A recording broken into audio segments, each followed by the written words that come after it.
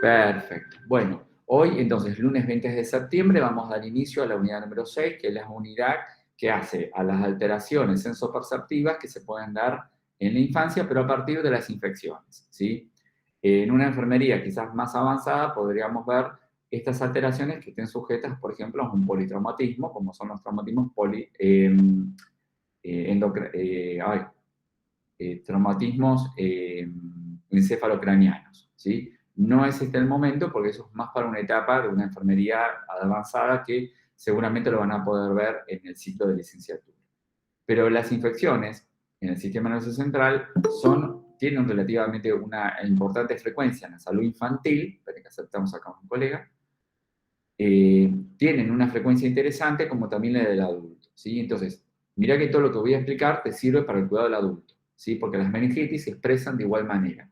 Salvo el grupo etario, ¿sí? De menores de 3 años, donde la verbalización es difícil, vamos a ver que, por ejemplo, un lactante, ¿sí? Recuerden que un lactante es un niño hasta 2 años de vida, ¿sí? Porque se sostiene que la lactancia es un alimento hasta esos 2 años primeros de vida, además de todo lo nuevo que se está incorporando todo el tiempo. Un lactante, por ejemplo, vamos a ver, ¿sí? Menos de 2 años de vida o hasta 2 años de vida, que, por ejemplo, hasta el llanto es un signo de alteración del sensorio, no es un llanto como el que estamos acostumbrados a ver un niño que llora, por ejemplo, porque le alejaste un juguete o no le querés dar algo que él está demandando, sino que es un llanto que está ocultando una alteración del sensorio, ¿sí? Nosotros decimos que es un llanto sin causa. ¿Mm? También vamos a ver que el rechazo a la alimentación, las náuseas y los vómitos, hace, por ejemplo, a lo frecuente de los signos meningios, ¿sí? En cambio, un niño más grande puede verbalizarlo, ¿sí? Va a decir, me duele la cabeza, cefalea, va a decir, tengo ganas de vomitar, ¿sí? Emesis. Entonces, la única diferencia entre el lactante y el niño que ya va desarrollando estas nuevas capacidades de comunicación es la posibilidad de verbalizar lo que le pasa. Entonces, recuerden, quien diga, yo pediatría no voy a hacer nunca, bueno, esto te sirve mucho para el adulto porque es igual, no hay diferencias con el adulto. Este tema, pregunto, ¿lo vieron en cuidados enfermeros del adulto? 1, meningitis.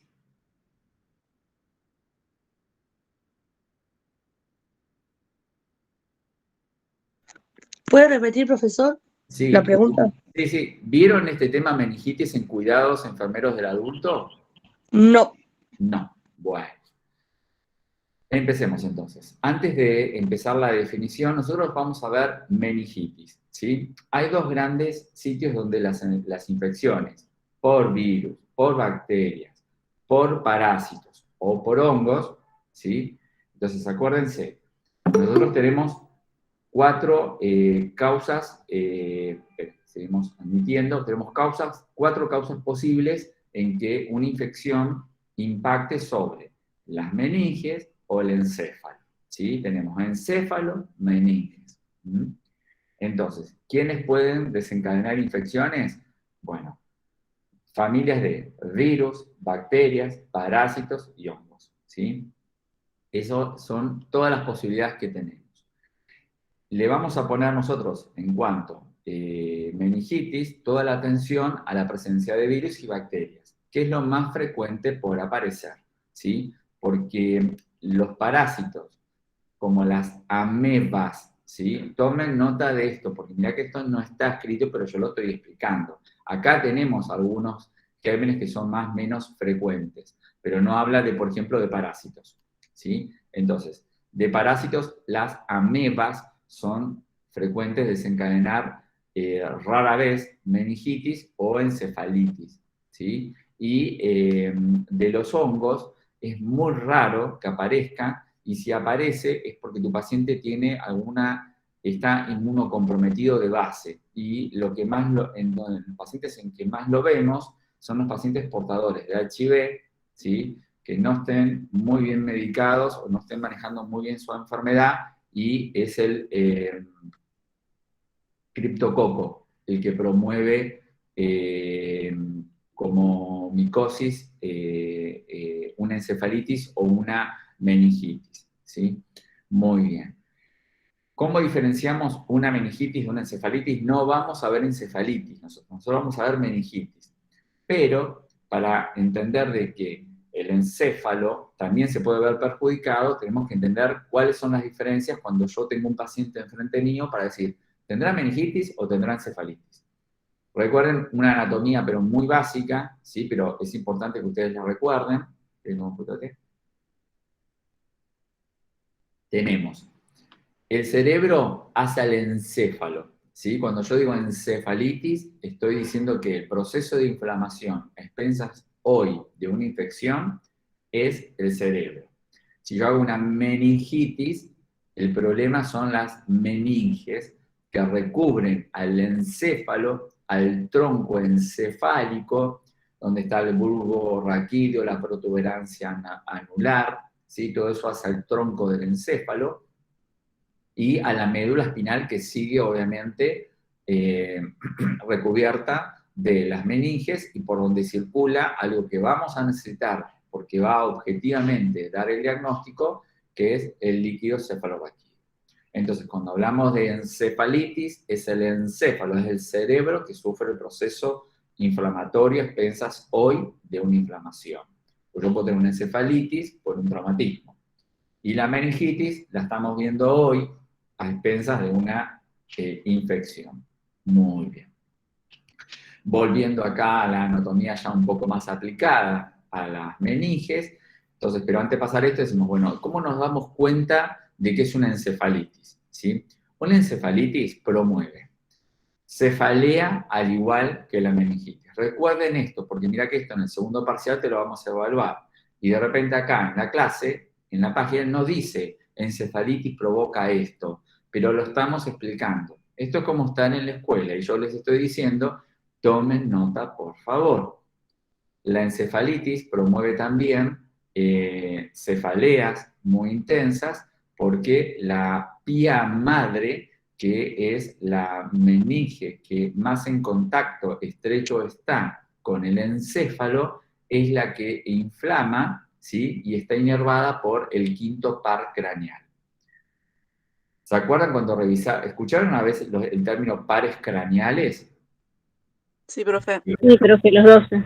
El quinto par craneal, ¿sí? Controla las recepciones de dolor de la pía madre, ¿sí? Entonces, cuando inflama la pía madre, aparece intensamente la cefalea, ¿sí? Y eso es muy propio de la encefalitis, pero también de la meningitis. Entonces, si vos hicieras una tabla con los cancheros que estamos nosotros, meningitis y encefalitis, los dos comparten la intensa cefalea, ¿sí? No vayan a poner dolor de cabeza, eso en la medicina no existe.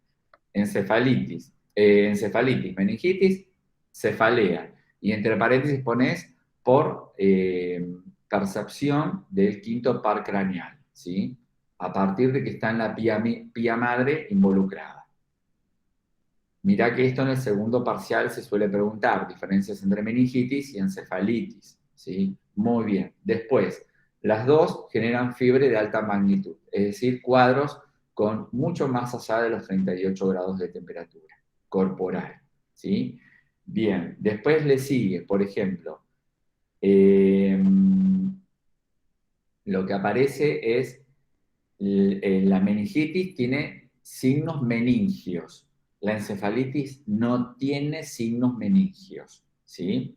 Los signos meningios principalmente son dos, ¿sí? Es el signo de Brunzinski y el signo de Karnin. Ahora los vamos a ver. Pero ahora hacete esta tabla, ¿sí? Para que después cuando vayamos viendo meningitis entiendas mejor la diferencia. Entonces las meningitis tienen signos meningios. Y entre paréntesis pone signos meningios, esto ya lo vamos a ver, está acá en exploración física, Karnin y Brunzinski, ¿sí? Karnin y Brunzinski. Ahora lo vamos a ver ya eso. La encefalitis no tiene signos meningios. Bajo el último escalón, ¿sí?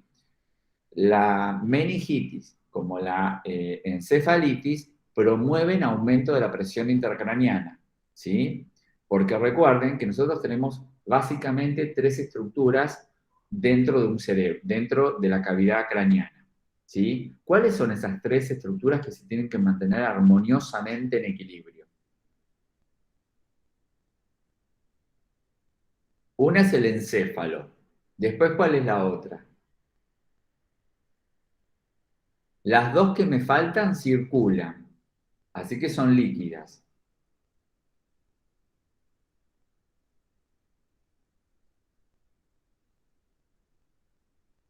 Estoy conectado, ¿no? Pregunto por si acaso. Sí, profe. Bien. Una es el líquido cefalorraquídeo, dijo. Perfecto. ¿Y la otra que circula?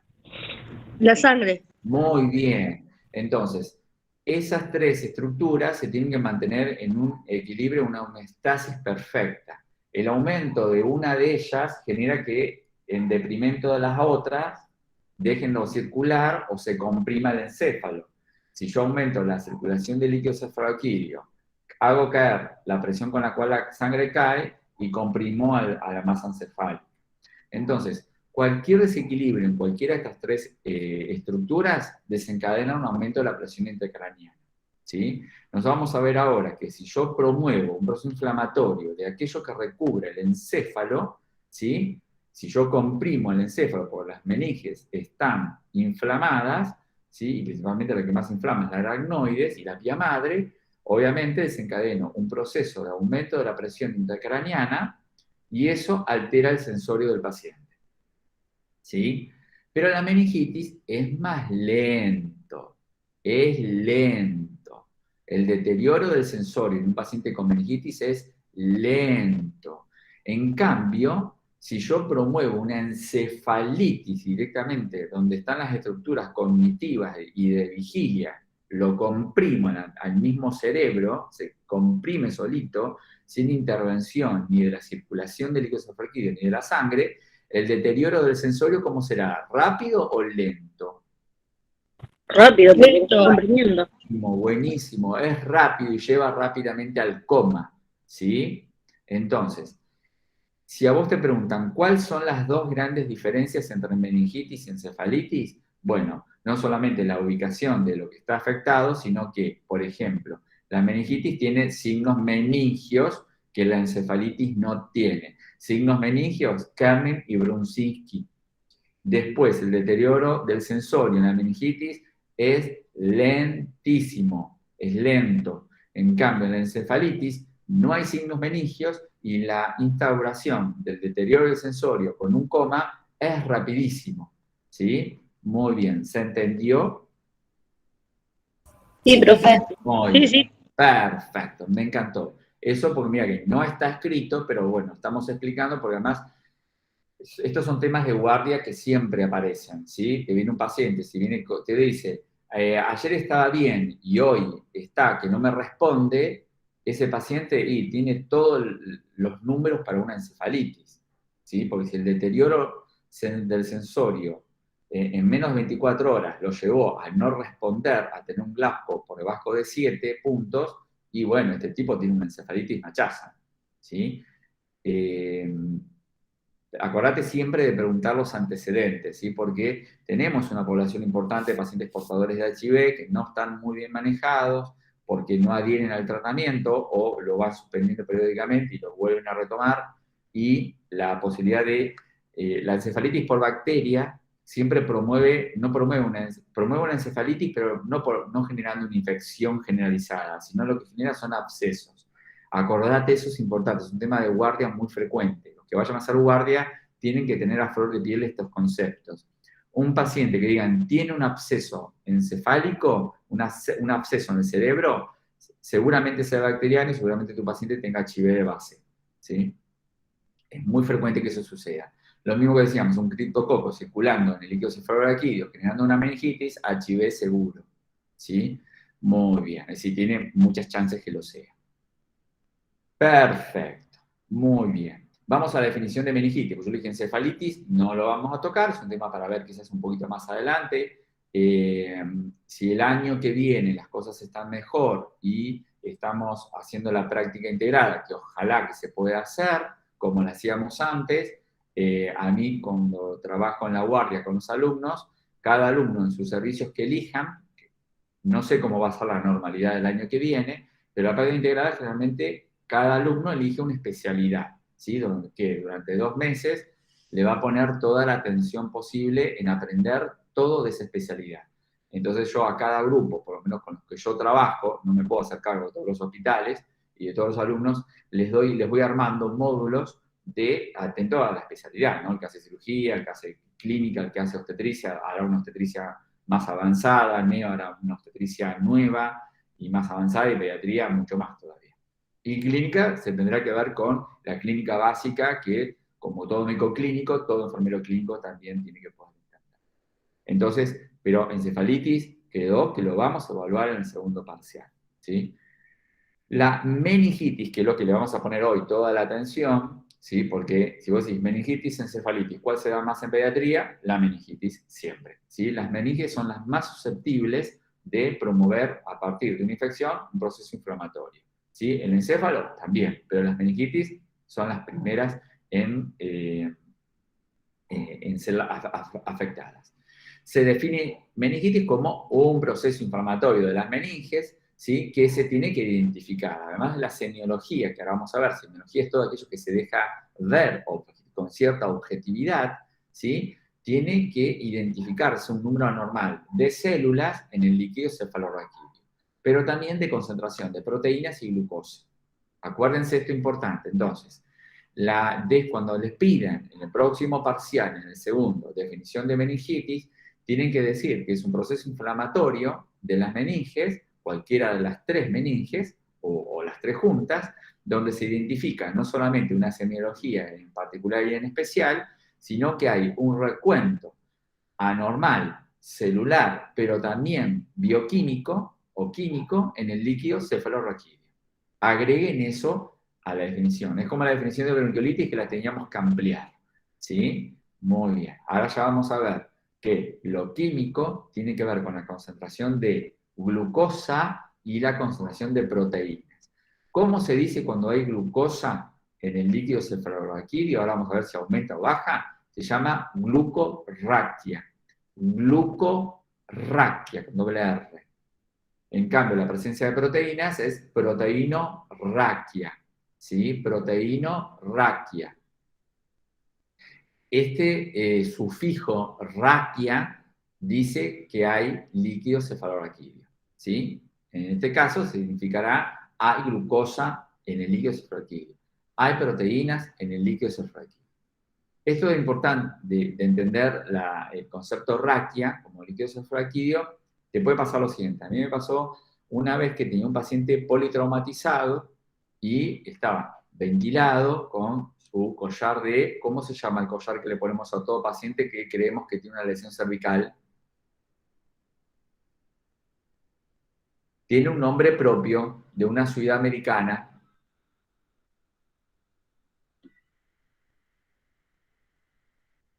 Sigo conectado. Pregunto porque tengo miedo que se me caiga la conexión y yo dando una clase. Bien. ¿Cómo se llama ese collar que se utiliza para la inmovilización de la columna cervical? Que lo que impide es la tensoflexión, pero puede lateralizar al paciente. Pero lo que impide es esto. Tiene el nombre de una ciudad americana. Miren que en un final yo no te voy a decir tiene el nombre de una ciudad americana, No, me sale cuello ortopédico, pero no es. No. A ver, vamos. Esto lo tuvieron que haber visto. Es un clásico de las películas, de las series. A ver, ¿cuántos alumnos tenemos? Tengo 23 personas de las 44 que supuestamente son regulares a la materia. Así que tenemos la mitad de alumnos. La otra mitad no sé dónde están desaparecidos. Están durmiendo, están viajando, están haciendo algo. Les pregunto a las 23 personas que tengo a las 22, porque yo soy parte. ¿Cómo se llama ese collar que atrapa y evita la tensoflexión de la columna cervical? ¿Qué es lo primero que se le pone a todo paciente que tenga una lesión supraclavicular? Collar de Filadelfia. Gracias, Santa Claudia Rodríguez. Gracias, Claudia. Collar de Filadelfia. Chicos, miren que estos conceptos no pueden llegar a un tercer año y decir, no sé cómo se llama. Aparece en la tele, es lo primero con el que baja alguien de SAME. ¿Sí? Acordate, toda persona, ¿sí?, que haya sufrido un traumatismo encéfalo-craneano, o bien vos llegás a la escena y tenés un paciente que tiene lesiones supraclaviculares. ¿Supraclaviculares qué significa? Yo llego a la Está por encima de la clavícula. muy bien, por encima de las clavículas. Si yo llego con un hematoma en el ojo, ¿sí? Me tenés que poner el collar de Filadelfia. Si llego con un corte en el cuero cabelludo, me tenés que poner un collar de Filadelfia, ¿sí? Si llego con toda la boca rota, no sé, me cagaron una trompada en la calle, me pones un collar de Filadelfia, ¿sí? Porque siempre se sospecha que todo paciente con lesiones de cualquier tipo, supraclaviculares, la posibilidad de una lesión cervical es una potencia, es un riesgo absoluto. Entonces, para evitar desplazamientos accidentales de una columna lastimada, tenés que ponerme collar de Filadelfia, ¿ok? Vamos a mostrarlo, por si alguien dice, yo jamás lo vi, lo vamos a ver, ¿sí? Miren. Cada vez que lo pongo esto en Mercado Libre, después me mandan cada rato, me dice, no dejes de comprar tu collar de Filadelfia. Bueno, ¿lo ven el collar de Filadelfia? Sí, profe. Muy bien, cuando vean esto, collar, ¿sí? De Filadelfia, es un collar de inmovilización cervical, ¿sí? Muy bien, perfecto. Tenés varios tamaños, también este, por ejemplo, está muy bonito. ¿Por qué creen que tiene un agujero? ¿Para qué puede servir? Para una posible traqueotomía. Me encanta, otra vez Claudia acertando. Si este fuera un programa de premios, ya te estás ganando todo, Claudia. Este collar de Y eso Filadelfia. que es lunes. Entonces el viernes llega, pero allá arriba, Claudia. Da la clase directamente. Bueno, esa es la idea, que ustedes lleguen mucho más allá arriba de nosotros. El collar de Filadelfia que tiene este agujerito que ustedes ven, está diseñado, como muy bien dice Claudia, para cuando el paciente tiene la vía aérea instrumentada con un collar, con una traqueostomía, ¿sí? Porque hay pacientes que no resuelven el problema cervical y entonces hay que hacer una traqueostomía porque lleva más de días ventilado y sospecho que va a seguir ventilado, entonces este es el collar por colocar. El collar solamente se saca después del ataque, ¿sí? Si vos tenés la mala suerte que tenés un accidente en la vía pública, te ponen el collar, ¿sí? Estás toda llena de hematomas en el rostro, no dejes que te lo saquen hasta que te hagan la TAC y la TAC descarte lesiones cervicales. El único estudio que descarta lesiones cervicales es la tomografía axial computada, TAC, ¿sí? No una placa de cervical, la TAC, ¿sí? Por eso van a ver que es lo primero que siempre pedimos, para ver cómo está en la masa encefálica, pero también cómo está mi columna cervical. Porque si el tipo tiene una lesión cervical y yo le saco el collar, ese tipo sí, le curaste el cerebro, pero lo dejaste cuadripléjico, ¿sí? Entonces recuerden, si tenés este collar hermoso de Filadelfia, déjalo para pacientes que vayan a estar con traqueostomía, usar convencional, ¿sí? Muy bien, perfecto. Volvemos acá. Seguimos. Se puede dividir en dos grandes grupos, meningitis bacteriana y síndrome de meningitis aséptica, ¿sí? Yo les dije, tenemos la posibilidad de las micosis, que son los hongos, tenemos también la posibilidad de los parásitos, pero eso es un capítulo más complejo y lo vamos a dejar para una enfermería de avanzada para la licenciatura. Nosotros vamos a entender las meningitis, vamos a ponerle la mirada a las bacterias y las meningitis asépticas. Las asépticas pueden darse por dos motivos. Se le llaman a las virales, ¿sí? Cuando yo digo síndrome de meningitis aséptica, las virales están dentro de ese capítulo de un libro. Y también, como dice el nombre, asépticas, parece que no hay una infección de por medio. Y, por ejemplo, se puede dar en un paciente al cual fue sometido a una neurocirugía, ¿sí? Les decía, a mí me pasó una vez que tenía un paciente que este paciente, miento, este paciente había sufrido un traumatismo encefalocraniano y tenía su collar de Filadelfia, estaba ventilado, totalmente sedado y analgesiado y curarizado. Curarizado, el término curarizado significa que está inmovilizado farmacológicamente. Curarizado, todo con C, curarizado significa que viene de curare. El curare es una savia de una planta amazónica, que los indios descubrieron que impregnando de esa savia la punta de las lanzas, cuando impactaba en los bichitos que cazaban para comer, los monos y todos esos bichos, los paralizaba, paraliza todos los músculos, entre ellos la respiración, y morían de un paro respiratorio los bichitos. Entonces se descubrió a partir de eso que se cazaban los indios amazónicos, el curare, que es la savia de un árbol en especial en las Amazonas. Y a partir de ahí se desarrollaron fármacos que lo que hacen es que vos te curarices, no puedes mover ni los párpados. Recuerden, todo paciente que use esos medicamentos, que ahora se usaron mucho por el COVID, se siguen usando, primero el paciente se lo seda, se lo duerme y después se lo curariza. Porque si yo a vos te doy un curarizante, ¿sí? Van a escuchar nombres como bencuronio, pancuronio, son drogas de la familia de los curares, ¿sí? Escuchen esto, porque después pasa, todos podemos correr el riesgo de tener un familiar con COVID y que esté con esas drogas. Esas drogas lo que hacen es que vos no puedas mover un músculo del cuerpo, ¿sí? Por eso en enfermería tienen que cuidar, por ejemplo, que los ojos no queden abiertos, ¿sí? Tienen que estar los párpados cerrados, con cremas, ungüentos, ¿sí? Porque si yo te doy un curare y vos estás despierto, vos vas a escucharme, vas a verme, vas a sentir dolor, pero no vas a poder manifestar nada. Imagínate lo que es eso, ¿sí? Que vas a estar, si quedas con los ojos abiertos, vas a quedar con los ojos abiertos, no los puedes cerrar. Si te duele algo, no vas a poder decirlo, no te vas a poder mover. Entonces, la premisa siempre, cuando tengo un paciente con drogas curarizantes, ¿sí? Primero cedo, te duermo, te dormís, no sentís más nada, entraste en un sueño profundo.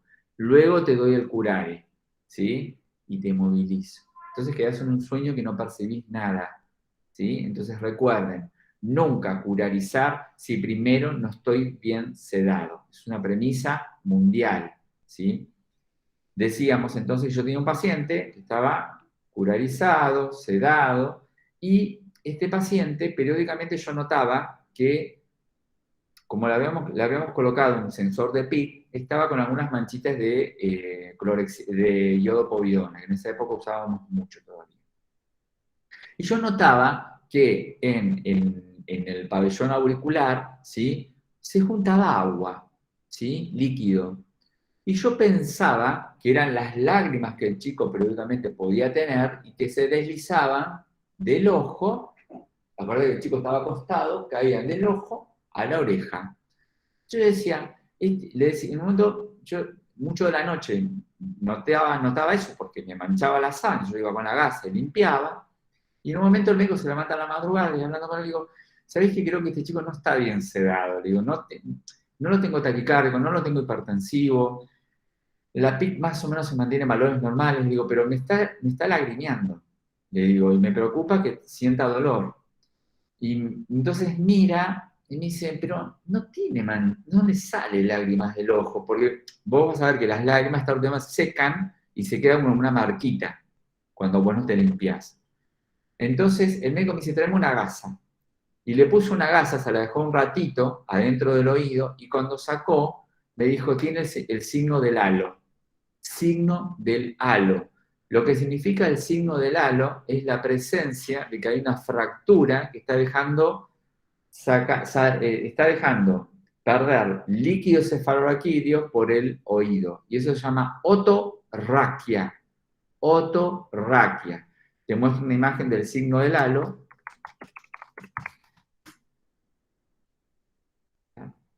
Bien. Venga, acá hay signos de halo, hay muchos. Vamos a poner deliquecefalquiquia. Profesor, no puede ser que salga el líquido propiamente del oído, ¿no? No. Sin ser. No, bueno, a ver, puede haber muchas. Yo estoy hablando del signo del halo, ¿sí? Que es cuando vos tenés una ruptura meningia y escapa por el oído medio, ¿sí? Entonces, el médico tomó la gasa, lo sacó y me dijo, tiene el signo del halo. ¿Cómo es el signo del halo? ¿Sí? Que eso se llama otorraquia, con doble R, otorraquia. ¿Cómo es el signo del halo? Tenés, ¿ves? Este halo es líquido cefalorraquídeo y en el centro sangre. ¿Te ves que te muestra la diferencia? Una gota de sangre es así. En cambio, una gota de líquido cefalorraquídeo con sangre, que se llama signo del halo, es así, ¿ves? Tiene alrededor un halo clarito y en el medio la gotita de sangre más clarita. ¿Sí? Entonces, ahí aprendí que en mis pacientes que pudieran tener postoperatorio, cirugías, neurocirugías, siempre ponía una gasa y periódicamente miraba por si tenía signo de halo, porque si me hacen una neurocirugía, siempre se rompen las meninges y la posibilidad de que el líquido escape es una posibilidad. ¿Y cuál es el riesgo? Y cualquier solución de continuidad, si yo rompo algo, hay una solución de continuidad, entonces que se infecte. Y ese chico se exponga una meningitis, ¿sí? Entró por un traumatismo encefalocraniano y desarrolla una meningitis. Lo operaron de un tumor de base de cráneo y hace una meningitis, ¿sí? Entonces hay que tener en cuenta, por ejemplo, esta posibilidad, ¿no? Que haya un signo del halo. Entonces, el síndrome de meningitis aséptica, en ese capítulo pones posoperatorias, neurocirugías y meningitis virales. ¿Ok?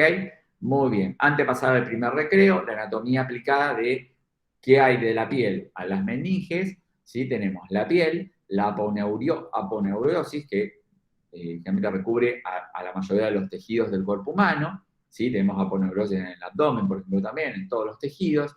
El periósteo, el hueso, ¿sí? Recuerden que el tejido celular subcutáneo por debajo de la piel es muy rica en vascularización, ¿sí? Por eso cualquier corte en el cuero cabelludo es una película de terror, más o menos, porque está muy vascularizada, ¿sí? Vos te cortás, no sé, con una tijera cortando el pelo a alguien y vas a ver que sangra, que da calambre. ¿Por qué? Porque está muy vascularizado el tejido celular subcutáneo, ¿sí? Por eso siempre hay que recortar el pelo y ver bien la herida, porque uno puede pensar, el paciente llega todo con la cara ensangrentada, como, no sé, la película Carrie, y vos decís, este se le está por salir el cerebro. Y quizás si está coagulado, peor. Claro, peor todavía. En cambio, quizás tiene un cortecito de 2 centímetros, pero como vos ya sabés que está muy vascularizado, tenés que tranquilizar al paciente. Porque el paciente se llega a ver así, o siente que tiene sangre en toda la cara, piensa que el cerebro se está por salir. Entonces, recuerden, el tejido celular subcutáneo, que está por debajo de la piel del cuero cabelludo, está severamente vascularizado, por eso sangra tan profusamente. Luego sigue la aponeurosis, periósteo, óseo, hueso, y debajo del hueso están las meninges. Y tenemos dura madre, aracnoide y pia madre. ¿Sí? Antes de llegar a las meninges, la parte más vascularizada sería la aponeurosis y el periósteo.